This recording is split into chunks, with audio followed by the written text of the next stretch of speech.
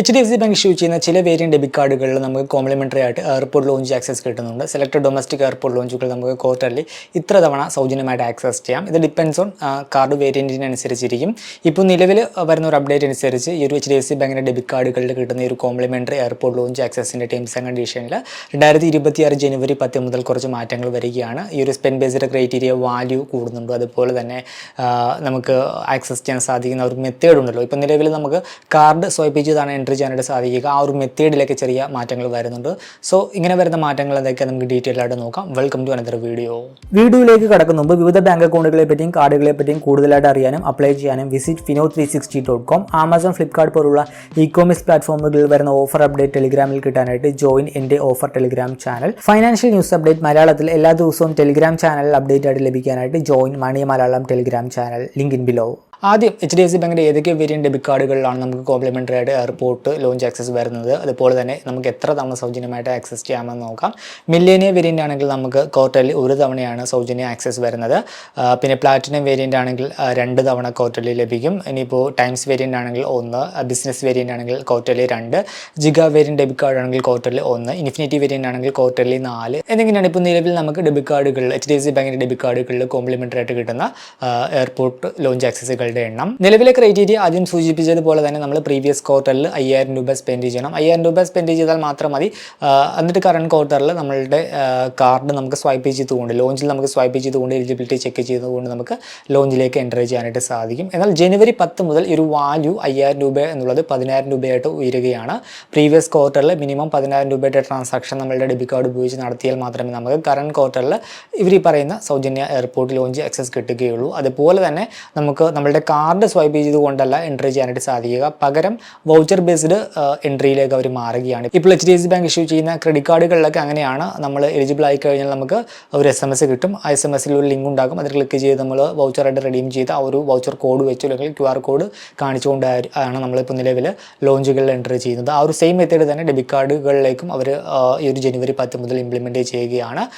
നമ്മൾ പ്രീവിയസ് ക്വാർട്ടറിൽ 10000 രൂപ നമ്മളുടെ ഡെബിറ്റ് കാർഡ് ഉപയോഗിച്ച് സ്പെൻഡ് ചെയ്യണം. സ്പെൻഡ് ചെയ്ത് ഒരു 2 ഡേയ്സിനുള്ളിൽ നമ്മൾ എലിജിബിൾ ആയി കഴിയുമ്പോൾ നമുക്ക് നമ്മുടെ രജിസ്റ്റേർഡ് മൊബൈൽ നമ്പറിലേക്കും അതുപോലെ തന്നെ ഇമെയിൽ ഐഡിയിലേക്കും നമുക്കൊരു അലർട്ട് ലഭിക്കും. അതിനകത്തൊരു ലിങ്ക് ഉണ്ടാകും, അതുപോലെ തന്നെ ഒരു വാലിഡിറ്റിയും ഉണ്ടാകും. ആ ലിങ്കിൽ ക്ലിക്ക് ചെയ്ത് കഴിയുവാൻ നേരത്ത് ഒരു പോർട്ടലിലേക്ക് പോകും. അവിടെ നമുക്ക് ഈ ഒരു SMS വന്ന ഒരു സെയിം മൊബൈൽ നമ്പറിൽ തന്നെ എൻ്റർ ചെയ്ത് കൊടുക്കുക. അപ്പോൾ നമ്മുടെ മൊബൈൽ നമ്പറിലേക്ക് ഒരു OTP വരും. OTP ഉപയോഗിച്ച് ഒതൻറ്റിക്കേഷൻ കംപ്ലീറ്റ് ചെയ്ത് എൻ്റർ ചെയ്യുക.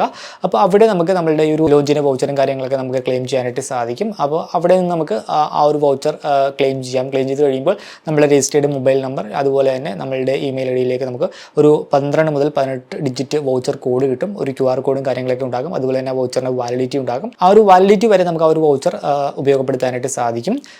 ആ ഒരു QR കോഡ് കാണിക്കാം, അല്ലെങ്കിൽ ആ ഒരു വൗച്ചർ കോഡ് നമുക്ക് പറഞ്ഞു കൊടുത്തുകൊണ്ട് നമുക്ക് ലോഞ്ചിൽ എൻട്രി ചെയ്യാനായിട്ട് സാധിക്കും.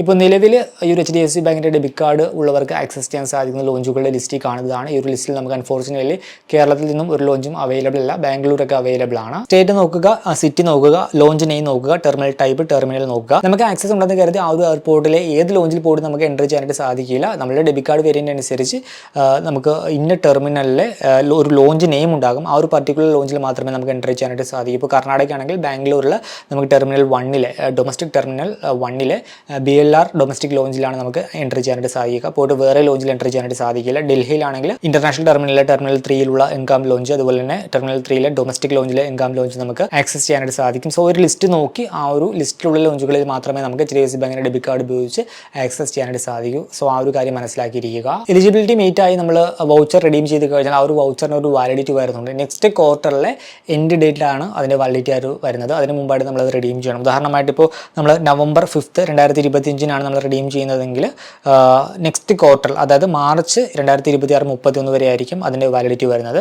ഇനിയിപ്പോൾ 2026 ജനുവരി 10, 11 നമ്മൾ റെഡീം ചെയ്യുന്നതെങ്കിൽ വൗച്ചറായിട്ട് റെഡീം ചെയ്യുന്നതെങ്കിൽ അതിൻ്റെ തൊട്ടടുത്ത ക്വാർട്ടർ, അപ്പോൾ കറണ്ട് ക്വാർട്ടർ എന്ന് പറയുന്നത് ജനുവരി ടു മാർച്ച് ആണ്. അപ്പോൾ അത് കഴിഞ്ഞിട്ട് ഏപ്രിൽ, മെയ്, ജൂൺ എന്ന് പറഞ്ഞ ക്വാർട്ടർ, ആ ഒരു ക്വാർട്ടറിൻ്റെ എൻഡ്, അതായത് ജൂൺ 30-നായിരിക്കും, 2026 ജൂൺ 30-നായിരിക്കും ആ ഒരു വൗച്ചറിൻ്റെ വാലിഡിറ്റി വരുന്നത്. സോ നമ്മൾ വൗച്ചറിൻ്റെ റെഡീം ചെയ്യുന്ന ആ ഒരു കറണ്ട് ക്വാർട്ടർ കഴിഞ്ഞിട്ട് നെക്സ്റ്റ് ക്വാർട്ടറിൻ്റെ എൻഡ് ഡേറ്റ് ആണ് വൗച്ചറിൻ്റെ വാലിഡിറ്റി ആയിട്ട് വരുന്നത്. അതിനുള്ളിൽ നമ്മൾ റെഡീം ചെയ്യണം. പിന്നെ ആദ്യം പറഞ്ഞ രീതിയിൽ പ്രീവിയസ് ക്വാർട്ടറിൽ 10000 രൂപ നമ്മളുടെ ഡെബിറ്റ് കാർഡ് ഉപയോഗിച്ച് സ്പെൻഡ് ചെയ്യണം. ഡെബിറ്റ് കാർഡ് ഉപയോഗിച്ച് നടത്തുന്ന ATM ട്രാൻസാക്ഷൻ ഒന്നും ഇതിനായിട്ട് കൗണ്ട് ചെയ്യുകയില്ല. EMI ട്രാൻസാക്ഷൻ കൗണ്ട് ചെയ്യുകയില്ല. ഡെബിറ്റ് കാർഡ് ഉപയോഗിച്ച് നടത്തുന്ന ഓൺലൈൻ ട്രാൻസാക്ഷൻ, അതുപോലെ തന്നെ നമ്മൾ കടകളിൽ ഓഫ്ലൈനായിട്ട് പോയി ചെയ്യുന്ന POS ട്രാൻസാക്ഷനൊക്കെ ആയിരിക്കും ട്രാൻസാക്ഷനായിട്ട് കൗണ്ട് ചെയ്യുന്നത്. ഡെബിറ്റ് കാർഡ് ഉപയോഗിച്ചുള്ള റെൻറ്റ് പേയ്മെൻറ്റ്, EMI ട്രാൻസാക്ഷൻ, അതുപോലെ തന്നെ EMI പേയ്മെൻറ്റ്, അങ്ങനെയുള്ള പേയ്മെൻറ്റുകളൊന്നും ഈ ഒരു ട്രാൻസാക്ഷനായിട്ട് കൗണ്ട് ചെയ്യുകയില്ല. അതുപോലെ തന്നെ നമ്മൾ നോർമലി നടത്തുന്ന UPI ട്രാൻസാക്ഷൻ, അതുപോലെ തന്നെ ATM വഴിയുള്ള വിഡ്രോവൽ, വാലറ്റ് ലോഡിംഗ് ട്രാൻസാക്ഷൻ, അതൊന്നും ഈ ഒരു സ്പെൻഡ് ബേസ്ഡ് ക്രൈറ്റീരിയക്കുള്ള ട്രാൻസാക്ഷനായിട്ട് കൗണ്ട് ചെയ്യുകയില്ല. ഇപ്പോൾ നിലവിൽ എൻ്റെ ടാറ്റ ന്യൂ ഇൻഫിനിറ്റി വേരിയൻറ്റ് കാർഡിൽ ഞാൻ പ്രീവിയസ് ക്വാർട്ടറിൽ അവർ പറഞ്ഞൊരു എമൗണ്ട് സ്പെൻഡ് ചെയ്തപ്പോൾ എനിക്ക് എലിജിബിൾ ആയിട്ടുണ്ട് ആ ഒരു ലോഞ്ച് വൗച്ചറിന് വേണ്ടി. അപ്പോൾ എനിക്ക് SMS കാര്യങ്ങളൊക്കെ വന്നിട്ടുണ്ട്. സോ എങ്ങനെ അതൊരു വൗച്ചറായിട്ട് റെഡീം ചെയ്യാമെന്ന് ഞാൻ ലൈവായിട്ട് കാണിച്ചു തരാം. നമ്മൾ എലിജിബിൾ ആയി കഴിയുമ്പോൾ ഇങ്ങനെ ആയിരിക്കും മെസ്സേജ് വരുന്നത്. നമ്മുടെ ഏത് ക്വാർട്ടറിലെ ഒരു സ്പെൻഡിങ്ങിനാണ് നമുക്ക് ഇത് എലിജിബിൾ ആയിട്ടുള്ളതെന്ന് കൊടുത്തിരിക്കുക. ഇപ്പോൾ ഒക്ടോബർ മുതൽ ഡിസംബർ വരെയുള്ള ഒരു ക്വാർട്ടറിൽ ഞാൻ സ്പെൻഡ് ചെയ്തപ്പോഴാണ് എനിക്ക് ഈ ഒരു കോംപ്ലിമെൻ്ററി ലോഞ്ച് ആക്സസ് എലിജിബിൾ ആയിട്ട് വന്നിരിക്കുന്നത്. അപ്പോൾ ക്ലെയിം ചെയ്യാനായിട്ട് ഒരു ലിങ്ക് ഉണ്ടാകും, അതുപോലെ തന്നെ ബിഫോർ ഡേറ്റ് ഉണ്ടാകും. ആ ഒരു ഡേറ്റിന് മുമ്പായിട്ട് നമ്മളത് ക്ലെയിം ചെയ്യണം. അപ്പോൾ ക്ലിക്ക് ചെയ്യുമ്പോൾ വരുന്നൊരു വിൻഡോ ഇതാണ്. ഇപ്പോൾ എൻ്റെ ടാറ്റ ന്യൂ ഇൻഫിനിറ്റി വേരിയൻറ്റ് കാർഡിൽ എനിക്ക് കിട്ടിയ ഒരു കോംപ്ലിമെൻ്ററി ആക്സസ് ആണ്. അപ്പോൾ അതിൻ്റെ ഒരു പേജാണിത്.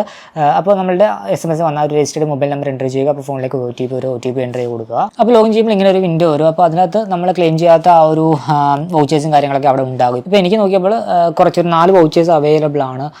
ഏതൊക്കെ ക്വാർട്ടറിൽ സ്പെൻഡ് ചെയ്തതിനാന്നൊക്കെ ഇവിടെ കൊടുത്തിട്ടുണ്ട്. അതുപോലെ തന്നെ ക്ലെയിം ഡേറ്റും ഉണ്ട്. ഇന്ന ഡേറ്റിന് മുമ്പ് ക്ലെയിം ചെയ്യണമെന്നുണ്ട്. ഇപ്പോൾ നിലവിൽ ജൂലൈ, സെപ്റ്റംബർ, അതിൻ്റെ എൻ്റെ ഡേറ്റ് പറഞ്ഞാൽ ഡിസംബർ 25 ഒരു ടാറ്റ ന്യൂ ഇൻഫിനിറ്റി വേരിയൻറ്റ് കാർഡിൽ നമുക്ക് ക്വാർട്ടറിൽ 2 ആക്സസ് ആണ്, ഡൊമസ്റ്റിക് ലോഞ്ച് ആക്സസ് ആണ് വരുന്നത്. അപ്പോൾ എനിക്ക് ജൂലൈ, സെപ്റ്റംബർ ക്വാർട്ടറിൽ സ്പെൻഡ് ചെയ്തപ്പോൾ കിട്ടിയ ആ ഒരു 2 വൗച്ചേഴ്സ് ഉണ്ട്. അതുപോലെ തന്നെ ഇപ്പോൾ നിലവിൽ സ്പെൻഡ് ചെയ്തപ്പോൾ ഒക്ടോബർ, ഡിസംബർ ആ ഒരു ടൈമിൽ സ്പെൻഡ് ചെയ്തപ്പോൾ എനിക്ക് 2 ലോഞ്ച് ആക്സസ് കൂടി കിട്ടി. അപ്പോൾ അതിൻ്റെ 2 വൗച്ചേഴ്സ് ആണ് ഇവിടെ. അങ്ങനെ മൊത്തം 4 ഉള്ളത്.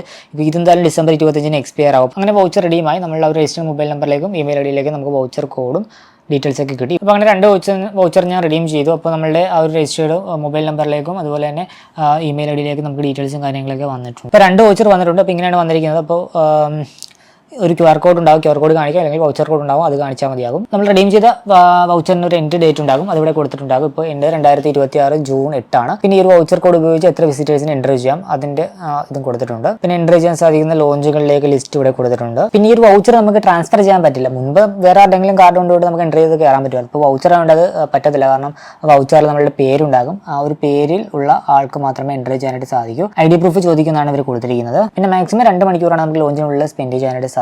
ഈ ഒരു വീഡിയോ ഇഷ്ടമാണെന്ന് കരുതുന്നു. മറ്റൊരു വീഡിയോയിൽ മറ്റൊരു ടോപ്പിക്കുമായി കണ്ടുമുട്ടാമെന്ന പ്രതീക്ഷയോട് കൂടി വിവിധ ബാങ്ക് അക്കൗണ്ടുകളെ പറ്റിയും കാർഡുകളെ പറ്റിയും കൂടുതലായിട്ട് അറിയാനും അപ്ലൈ ചെയ്യാനും വിസിറ്റ് fino360.com. ആമസോൺ, ഫ്ലിപ്കാർട്ട് പോലുള്ള ഇ-കോമേഴ്സ് പ്ലാറ്റ്ഫോമുകളിൽ വരുന്ന ഓഫർ അപ്ഡേറ്റ് ടെലിഗ്രാമിൽ കിട്ടാനായിട്ട് ജോയിൻ എൻ്റെ offer telegram channel. Financial news update മലയാളത്തിൽ എല്ലാ ദിവസവും ടെലിഗ്രാം ചാനൽ അപ്ഡേറ്റ് ആയിട്ട് ലഭിക്കാനായിട്ട് join money Malayalam telegram channel. Link in below.